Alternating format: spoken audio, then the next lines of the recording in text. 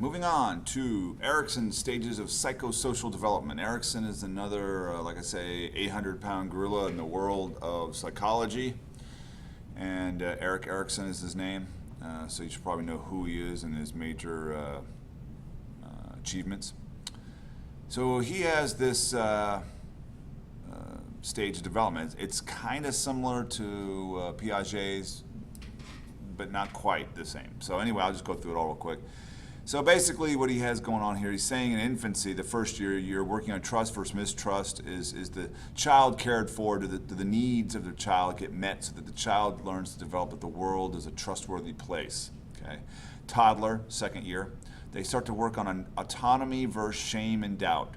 Toddlers learn to experience or exercise will and do things for themselves, or they will doubt their abilities. You don't.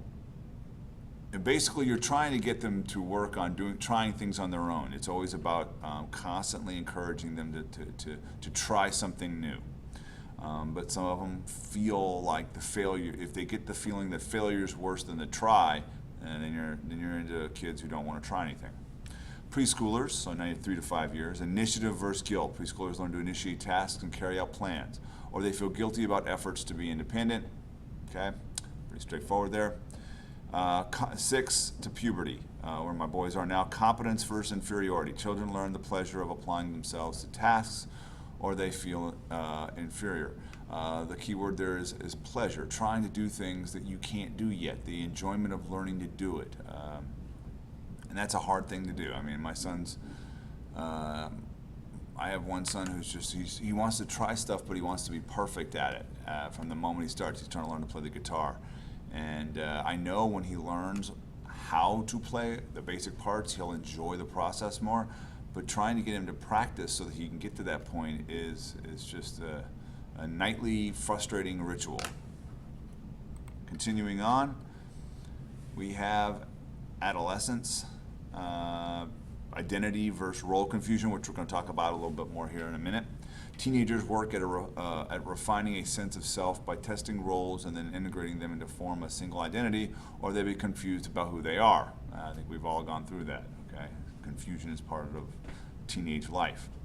Young adult. Now this is kind of, I guess, this is a little bit where you are. Intimacy versus isolation. Young adults struggle to form close relationships and to gain the capacity for intimate love, or they feel socially isolated. And you got that going on now, but it can also work its way into the early 20s. Middle adult, okay, generativity versus stagnation. This is, I guess, where I am. The middle-aged discover a sense of contributing to the world, usually through family and work, or they may feel a lack of purpose, okay? This is where you have a lot of people changing careers, have been doing a job for a long time because it either paid them well or just basically paid the bills. And then suddenly you get to my age and you start to go, well, what am I going to leave behind? What, I'm going to, die one day, and what is my legacy? Okay. So I got that. And then you have late adulthood, which I can't speak to because I'm not there yet, even though many of you want to try and say I am, I'm not. Integrity versus despair. When reflecting on his or her life, the older adult male may feel a sense of satisfaction. I said male. Adult may feel a sense of satisfaction or failure. So looking back on your life. Okay? All right, so that's Erikson. So let's talk about forming that identity we were talking about a second ago. One's sense of self. The adolescent's task is to solidify a sense of self by testing and integrating various roles. And you do try all kinds of different roles throughout high school. Think about the way who you chose as your friends as freshmen, the activities you chose to do as freshmen versus now as juniors and seniors. It's changed. And it will change a little bit more through college. It's amazing how much we all change. I was a different person at the end of high school than I was at the beginning, as well as at the end of college than at the beginning. Okay? Young people are constantly trying on new masks. I'm always saying this. You're like, who am I? So you're like, hey, I came into school and I've always played sports, so I want to be the jock guy. I want to play football. I'm a football guy. And amongst your football friends, you may like that, and then you start to realize you have other interests, or you don't particularly enjoy that mask anymore.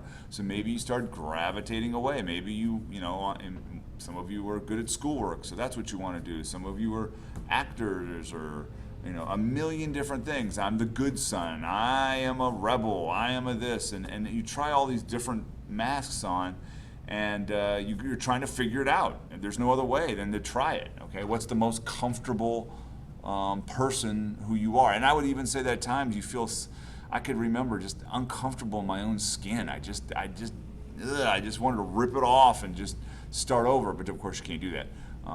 Don't try that.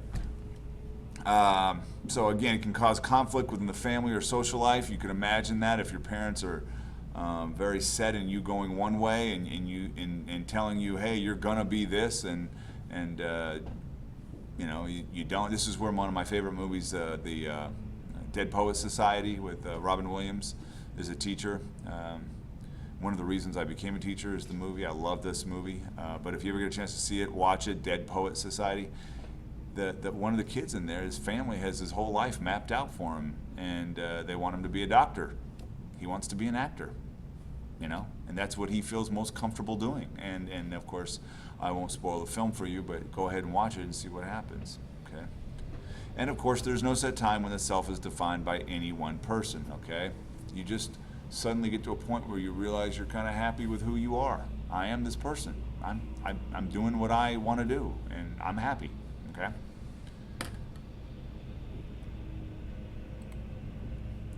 Between the ages of 13 to 23, the self-concept becomes more positive. Yes, the middle school age years, difficult, even freshmen. I'm not looking forward to this. We're about to enter it next year, and it's like, it's just, you know, you're just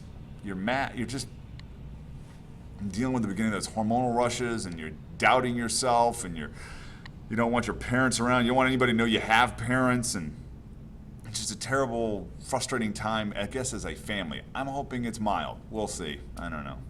But once you get to your high school years, you start to become more positive about yourself. Your confidence is gaining, okay? And it's not all the same for everybody. So I don't want to make it seem like, you know, if you're not particularly confident right now, it'll come. It will. Give it a shot. And then, of course, once we feel more comfortable with ourselves, we feel like we are in more control of our lives, okay, to make those decisions as to what do we want to do with our lives. And there really is no mistake. I mean, you can't, it's so hard. I know what you guys are going through with make all these major decisions when you're 17 and 18 and you feel like every step you take, you're making the wrong one. Oh, I'll go in this direction, but I might be, you know, messing up my life. Well, there really is no mess up of your life. It's your life, you know. It's more about the journey, I guess you could say, than the actual destination. So I've always tried to approach it that way. So much for my life lessons, right? Okay. Now we're going to talk about intimacy, okay? The death to the male teenage mind. The ability to form close, loving relationships, okay? A primary developmental task in late adolescence and early adulthood. So you have intimacy usually with your family to begin with, but now we're talking about, can you do it with another person, an individual, okay? As teens, males spend more time alone. They start to tend to isolate themselves, and they like to be in their own minds. They're caves, okay, as they're called. Males are more concerned with establishing independence. Women seek interdependence, and here you have the big, you know, bashing of skulls. It's just you start to learn. Girls and guys look at the world differently, especially from this point on. I strongly encourage you. I read a book when I was your age called, actually a little bit later, Men Are From Mars, Women Are From Venus. Now, as to it's older, but as to whether or not it's been criticized or rewritten, I don't know. I haven't really tried to reread it lately, but it really spoke volumes to me. Guys are, for instance, coming home from school every day. I pick up 2 boys, and it's so funny. We have this ritual we go through, and we're all happy with it. Nobody's angry, but we come in the house and we go 3 separate ways. I go either sometimes in my room, take a nap, read, or I'll stay downstairs and maybe read downstairs or watch some television. My oldest son goes straight up to his room, loves to play his Pokemon on his DS. And my other son, whatever room I'm in, if I'm downstairs, he's usually in the opposite one doing his own thing, watching cartoons. It's not uncommon. Guys have to unlock from the day. It usually takes a half hour, 45 minutes, and they need their cave time. That is not how girls operate. Girls come back. They need to unload from the day. They need to talk about their day. They need you to hear what's gone on. They want to hear what's gone on in your day. And so it's a very kind of when I first got married, there were arguments, and I'm sure most married couples can relate to this. I thought I was doing what was normal for me, but my wife didn't like it, and she wanted my attention as soon as she got home, but it was very difficult for me to do that. So just an FYI, learn how each other operate. It's very difficult to be in an intertwined relationship when the two of you don't really understand yourselves all that well yet. Okay, so keep that in mind. I could go on and on about that. Again, if you have questions, ask in class. All right, communication differences. Women use conversation to explore relationships.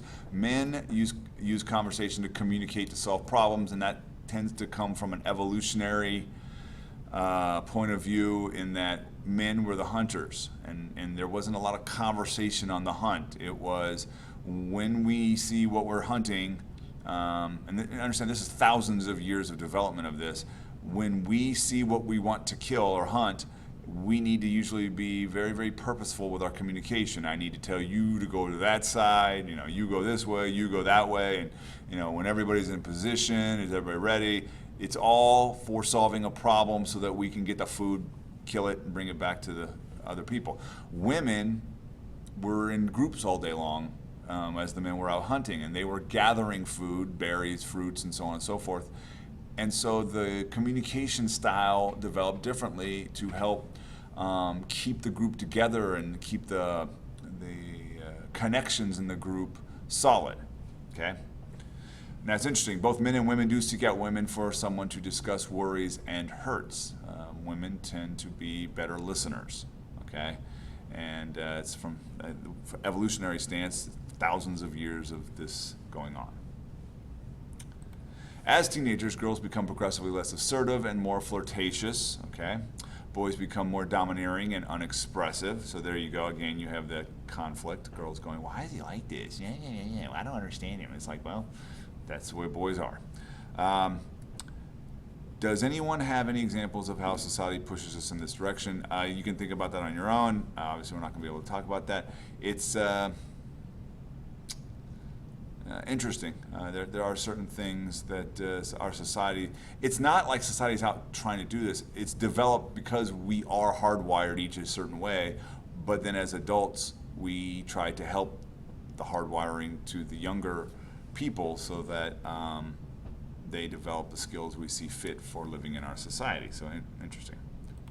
By age 50, though, our differences have diminished. Women usually become more assertive and confident, and men become more empathetic and less domineering. By and large, I would say women stop valuing themselves so much based on their appearance. It's becoming more common for women to value themselves on their abilities of their mind and so on and so forth at earlier ages, but you still have that pressure to want to be attractive to the opposite sex. Of course, when you're 50, you've gone through these stages. You don't really care anymore.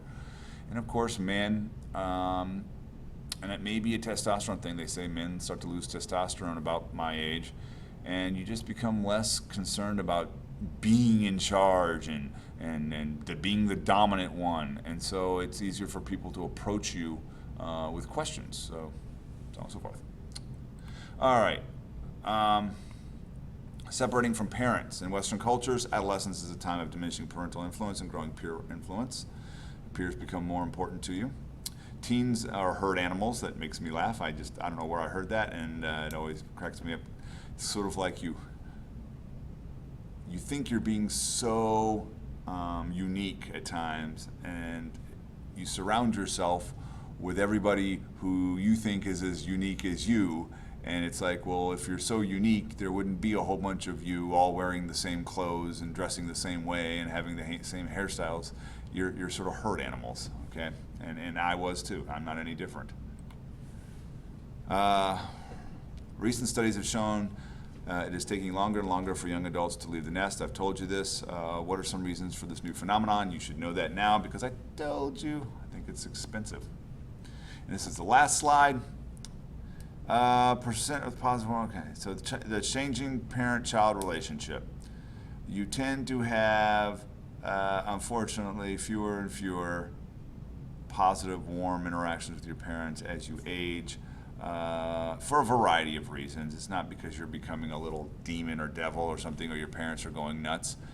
It's just as you want to become more, you're trying to become more independent, you're trying to pull away, and the parents are trying to keep you, and you're trying to pull away, you're trying to keep you, and so it creates friction, okay?